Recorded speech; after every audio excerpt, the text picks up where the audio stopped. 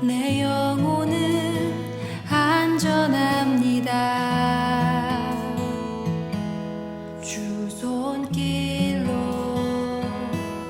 내 삶을 안으시니 그 평강이 나를 덮습니다. 내 아버지. 오늘 우리 사도행전 이제 제가 지난주 예고해드린 대로 마지막 강해에 도달했습니다. 제가 사도행전 말씀을 시작할 때에 제가 가진 마음은 이 사도행전 말씀을 우리가 듣고 또 사도행전 말씀을 제가 또 설교도 하고 또 우리 함께 묵상을 하면서 우리 교회도 사도행전에 나오는, 그러니까 예루살렘의 우리 초대교회에 있었잖아요.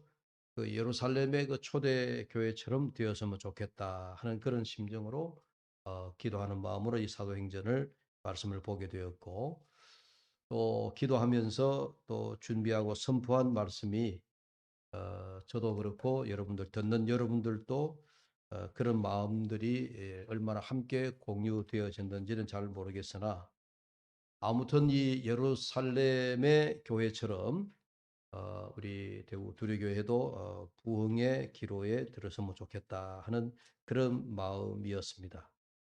여러분 아시는 대로 예루살렘의 그 초대 교회는 그 초대 교회가 우리가 몇 가지 특징이 있는데, 가장 큰 특징이 이제 초대 교회 공동체 모습이 잘 나타나 있다 그런 이야기입니다. 여러분 잘 아시는 대로 초대교회 우리가 그 사도행전 2장에 보면 그 당시 그 예수님이 부활하시고 난 이후에 흩어졌던 제자들이 모였을 때에, 그리고 예루살렘에서 교회가 시작이 되면서 예수 믿는 사람들, 그러니까 부활의 주님을 경험했던, 또 부활의 주님의 말씀을 제자들로 통하여서 들었던, 부활의 주님의 소식을 들은 자들이 흩어지지 아니하고 뭐랄까요, 한 자리에 다 모여서 함께, 요즘 말하면 집단 생활이라 그래야 될까요? 흩어지지 아니하고 한 자리에 모여서 함께 공동의 생활을 했다. 요즘 우리가 보면 참 이상적인 겁니다. 지금은 우리가 현실적으로 그렇게 할 수 없다라고 하는 것이, 뭐 우리가 시대로 말하면 2000년, 예수님의 이 초대교회는 2000년 전의 이야기고, 지금은 우리가 뭐 10년, 20년 전의 이야기도 아니고 100년, 200년도 아니고 약 2000년 전에 있었던 일이니까, 목사님 지금은 그렇게 따라갈 수 없습니다라고 우리가 물론 그렇게 생각하죠. 예. 그러나 성경의 초대 교회의 모습은 어쨌든 우리가 공동체의 모습이 굉장히 강했다 하는 것을 우리가 큰 특징으로 생각할 수가 있습니다. 좀 후에 또 말씀을 드리겠습니다만, 아무튼 초대교회의 가장 큰 특징이 공동체의 모습을 우리에게 잘 보여주고 있다라고 하는 것이고, 그 다음에 두 번째는 이 사도행전에서 복음이 예루살렘에만 머물지 않고 핍박이라고 하는 어떤 하나님의 도구 방법이시겠지만은, 예루살렘에만 모여있던 제자들, 또 예수 믿는 사람들, 그런 사람들이 예루살렘 여기가 좋사오니라고 하는 마음으로 거기에만 모여서 생활을 하기를 원했던 초대교회 예루살렘 교회를 하나님이 핍박 혹은 박해 혹은 순교라고 하는 그런 도구로, 그런 방법으로 하나님이 흩었습니다. 네, 흩었습니다. 그래서 흩어진 제자들이 예루살렘을 중심으로 해서 이제 지방으로 이제 쭉쭉 내려가게 된 거죠. 그게 소위 우리가 말해서 이제 복음이 사방으로, 오늘날로 말하면 열방으로 복음이 퍼져나가게 되어졌다. 복음이 전파되기 시작했다. 이게 사도행전의 두 번째의 역사인데, 그래서 우리가 사도행전에 이제 주로 전체 28장을 기준으로 보면 한 13장 전반 부분까지는 그 사역의 중심이 장소는 예루살렘으로 주된 장소로 나오고 있고, 그 다음에 그 예루살렘을 중심으로 해서 베드로가 베드로와 또 사도 요한 이런 제자들을 중심으로 해서 예루살렘에서 복음의 활동이 일어났습니다. 여러분 사도행전 3장 기억하시죠? 사도 베드로와 요한이 복음을 전하다가 기도하는 시간이 되어서 어디로 올라갔습니까? 예루살렘 성전에 기도하기 위하여 갔다. 근데 기도하러 갈 때 그들이 들어갔던 문이 미문이라고 하는, 미문이라고 할 말은 아름다운 문이다, 이제 그런 줄임말, 한문으로 써진 말이거든요. 예루살렘으로 들어가는 문이 여러 문이 우리가 서울에 가면 남대문, 그다음에 그 뭐 저 서대문, 이렇게 옛날에 서울 한양을 중심으로 해서 4대 문이 있었던 것처럼 예루살렘에도 그 당시에 출입문이 여러 문이 있었습니다. 심지어 여러분, 사람들이 먹고 배설하는 분뇨를 어떤 성 안에 둘 수가 없으니까 이걸 바깥 성 밖으로 이렇게 출입을 해야 될 때 그 분뇨를 실어다 나는 문은 또 따로 있었어요. 그게 분문이라 하는 그 문이 따로 있을 정도였습니다. 제사를 드리기 위해서 지방에서 올라오는 사람들이 양을 몰고 하나님의 성전으로 들어갈 때 들어가는 문이 따로 있었습니다. 양문이라고. 그러니까 예루살렘 성의 문이 우리가 일반적으로 생각하기 한두 개 정도가 아니고 여러 개 있었다. 근데 그 미문이라고 하는 곳에 사도 베드로와 요한이 기도하기 위하여 올라갔다 하는 걸 우리가 기억하잖아요. 그처럼 우리가 사도행전 전반 부분에는 베드로와 요한과 같은 예수님의 제자들 혹은 사도들이 주로 역사하는 이제 그런 그 사역의 중심이었어요. 그래서 기도하면서 병자도 고치고, 그 다음에 많은 열병도 고치고, 뭐 이런 이제 병 치유하는 역사도 많이 나타나고 있었습니다. 그러다가 이제 사도행전 후반 부분에 사도 바울의 등장으로 인해서, 그러니까 바울이 되기 이전에 사울 모습이잖아요. 사울이 아주 청년이 혈기가 왕성하고 또 하나님에 대한 열심이 가득 차 있을 때에 다메섹으로 예수 믿는 사람들을 잡으러 가는 도중에 길 가는 도상에서 부활하신 예수님을 만나서 이 사울이 그의 인생에 많은 변화를 가져왔다.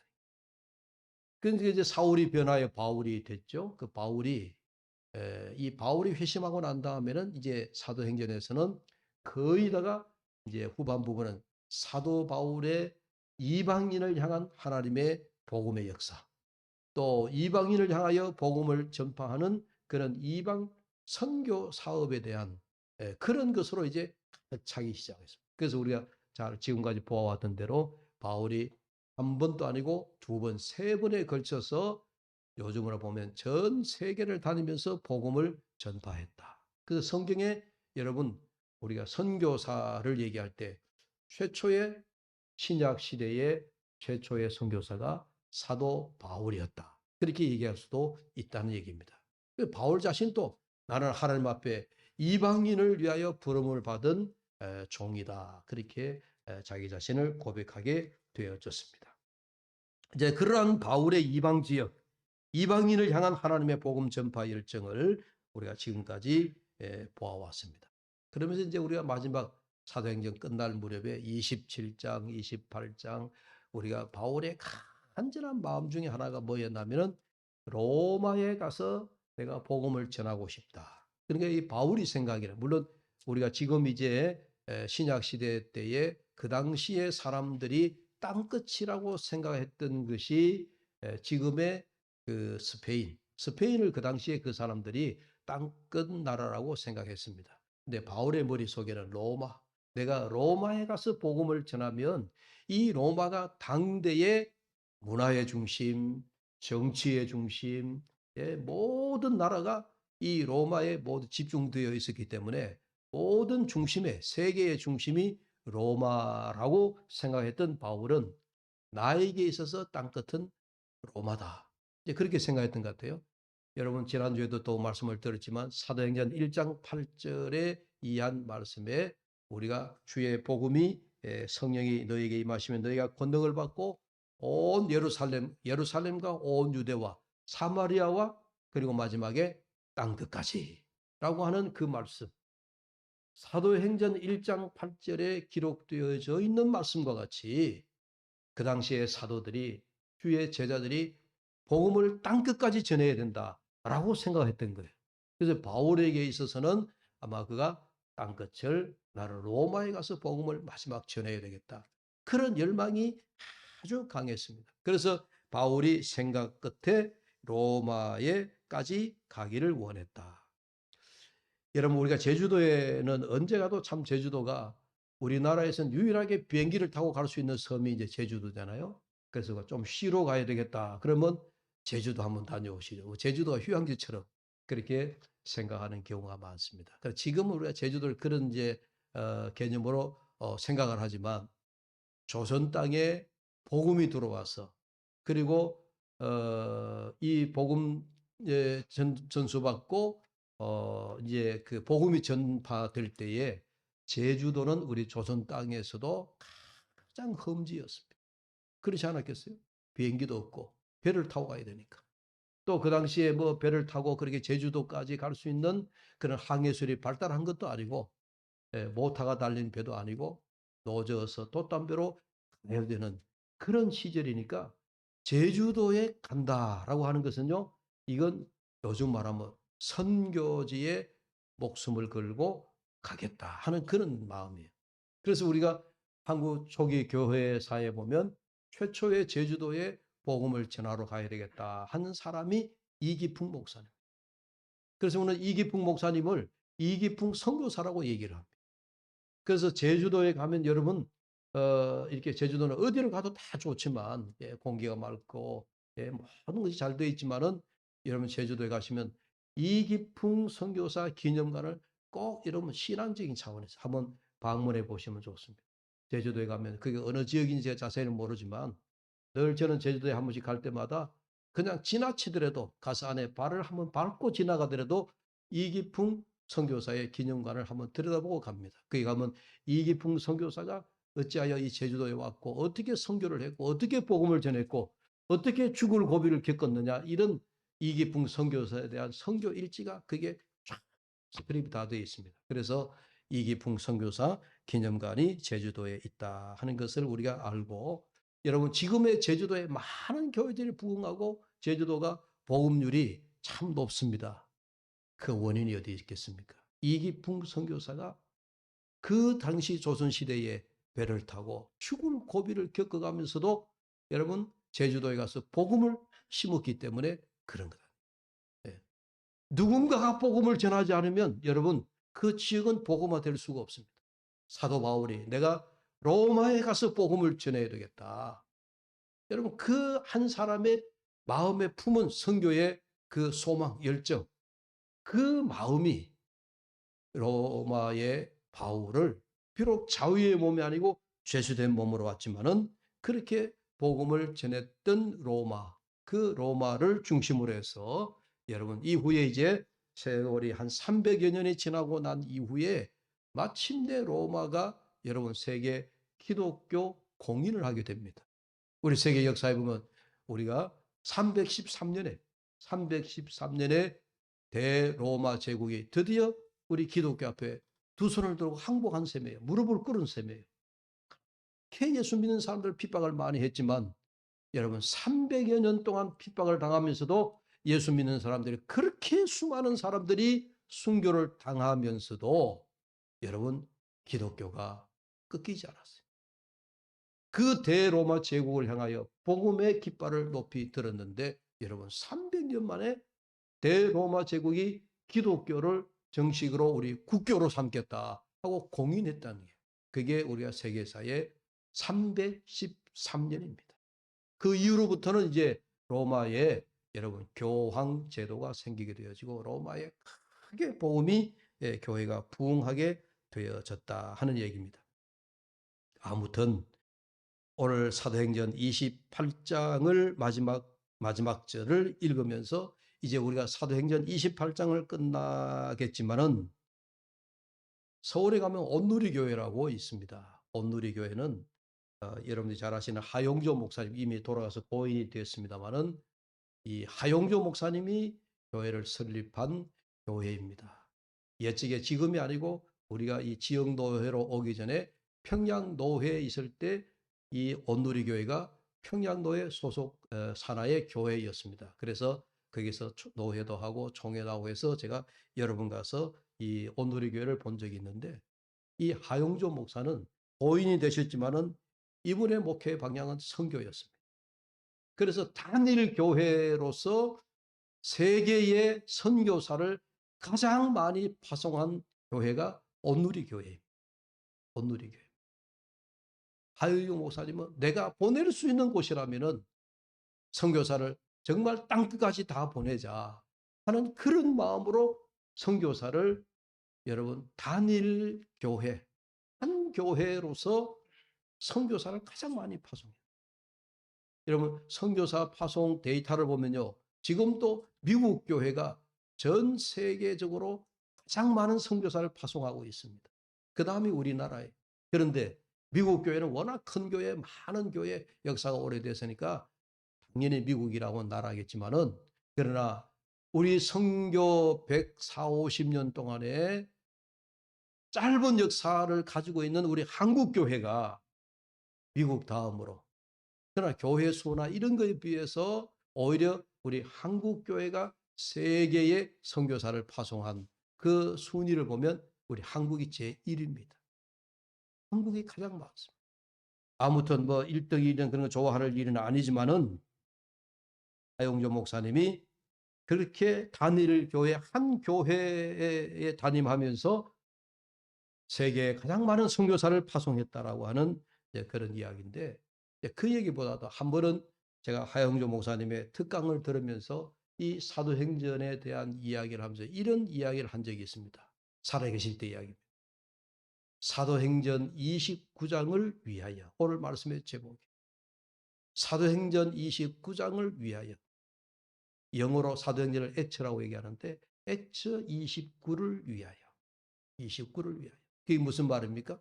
사도행전은 28장으로 끝나지만 이제는 사도행전, 성경은 기록이 다 맞춰졌지만은 다른 성경은 하나님의 말씀이니까 더 넣고 첨가하고 안 되지만, 우리가 이런 의미에서 사도행전은 사도들의 행적, 사도들의 활동을 기록한 말씀이 사도행전인데 28장으로 끝나서 안 된다는 얘기예요. 사도행전은 28장에 이어서 29장, 30장, 31장. 지금 우리 기독교 교회가 역사하는 이상은 사도행전의 역사는 계속 서여져야 된다 하는 그런 의미로 사도행전 29장을 위하여.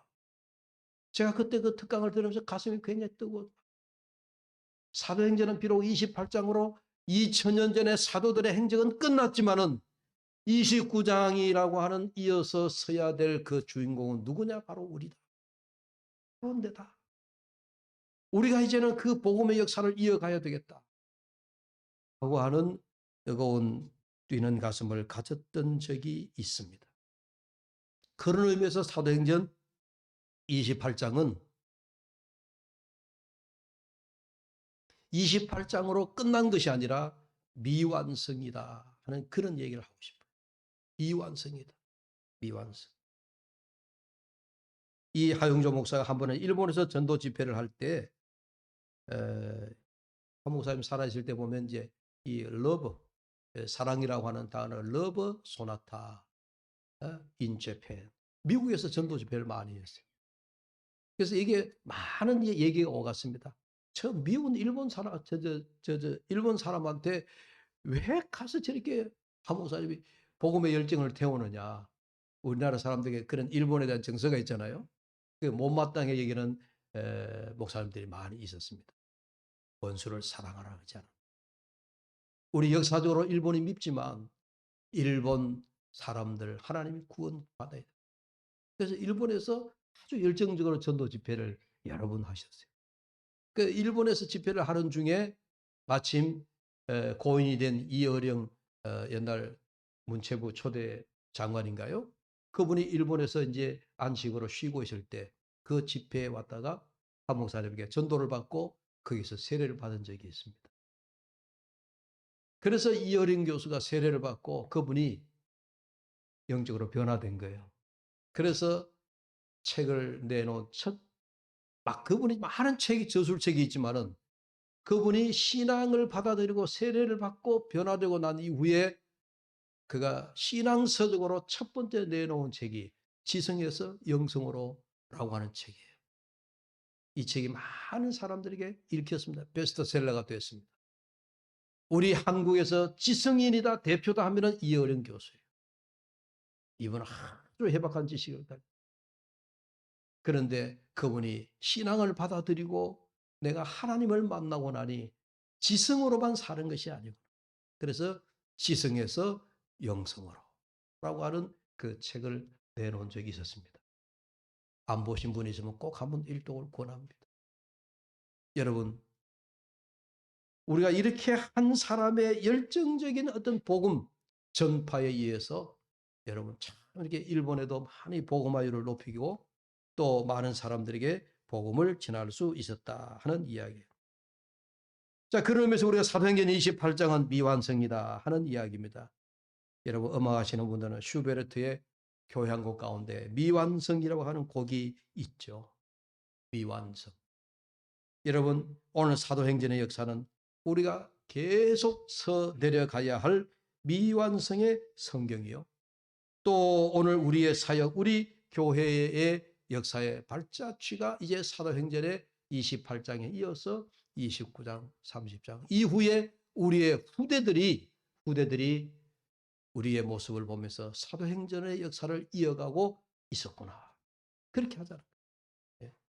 그래서 사도행전은 28장으로만 끝나지 말고 이어서 갈 수 있는 사도행전 29장 또 30장 또 서내려가는 그런 주인공들이 되는 저와 여러분 우리 교회가 될 수 있기를 축복합니다. 여러분 사도행전에 보면 사도 바울이 성경 후반 부분에 참 고마웠게도 사도 바울에게는 많은 선교의 뭐랄까요 동역자들이 있었습니다. 이게 선교의 팀워크라고 할 수 있습니다. 그래서 사도 바울은 로마에 도착하고 난 다음에 그 로마에 있는 성도들을 만났습니다마는 바울이 로마의 동역자들을 나중에 로마서 16장에 바울이 자기가 선교 사역을 하는 동안에 자기가 주의 사역 복음을 전하는 동안에 나와 함께 동역으로 일했던 자들 그 이름들을 한 사람도 아니고요. 수십 명의 이름을 로마서 16장 전체 한 장은 모두가 바울 사도가 나와 함께 하나님의 복음을 전하는 일에 동력했던 자들이다. 나의 선교 팀워크들이다. 이러면서 소개하고 있는 그런 장입니다. 여러분 대표적으로 로마서 16장 1절의 자매 베베부터 바울이 얘기합니다. 나의 보호자 자매 베베. 3절에 보면 브리스가와 아굴라가 나오면서 이들은 나의 동역자이다. 이들은 바울을 위해서 목숨까지 담보로 준 사람들이었다. 이렇게 소개하고 있죠. 5절에 에베네도 아시아에서 처음 익은 열매이다. 나의 처음 열매이다. 이러면서 로마서 16장에는요. 바울 사도가 나와 함께 선교 사역에 동역했던 동역자 이런 동역자들의 이름을 수없이 거명하고 있다 하는 이야기입니다. 바울은 혼자 일하는 게 아니었습니다. 여러분 우리 사도행전의 이 오늘 끝을 보면서 바울 사도가 위대했지만은 여러분 바울 사도가 혼자 하나님의 사역을 감당한 것이 아니었다. 그의 주변에 바울과 함께 협력하고 동역했던 동역자들이 있었다 하는 것을 우리가 꼭 기억할 필요가 있습니다. 그 다음에는 초대교회 예루살렘 교회가 제가 서두에 말씀드리지만 가장 힘 있는 모습은 그들이 공동체의 모습이에요. 공동체의 모습. 제가 처음에도 말씀드렸지만 오늘날 2000년이 지난 오늘날에 우리가 어떻게 초대교회처럼 공동체의 모습을 닮아가느냐 이건 오늘날 거의 불가능해요. 전부 다 가정이 있고 직장이 있고 전부 다 각자 주일 예배 드릴 때만 함께 우리가 공동체 예배를 드리지만 예배 드리고 전부 다 여러분들 각자 삶으로 다 흩어집니다. 그러면 우리가 초대교회 공동체 모습을 어떻게 닮아가야 되겠느냐. 그렇다고 옛날처럼 우리가 다시 집으로 돌아가지 말고 우리가 집단 생활합시다 해가지고 한 자리에 모아서 살아가야 되느냐? 그렇게 할 수는 없잖아요. 그래서 오늘날 우리가 이 초대교회 그들이 가졌던 공동체 신앙의 모습은 곧 우리의 마음, 우리의 신앙이 한 마음으로, 우리의 마음과 신앙과 우리의 영적인 우리의 모습들이 여러분 결국은 우리가 하나의 모습으로 가야 된다. 그게 오늘날의 우리가 신앙 영적인 공동체의 모습이어야 된다 하는 그런 이야기입니다. 이 자리에 예배 자리에 앉아 있으면서도 여러분들 제각기 다 다른 마음을 가지고 있다 그러면 이거는 초대교회의 우리 신앙체, 신앙 공동체의 모습과는 거리가 먼 얘기다. 비록 우리 삶의 자리는 다 달라도 우리의 영적인 모습, 우리 신앙의 모습, 함께 마음을 나누는 그 모습은 어떻게 해야 돼요? 모두가 공감하고 모두가 하나같이 그런 마음을 가질 때 여러분 우리가 초대교회 공동체의 모습을 우리가 보고 닮아가는 거예요.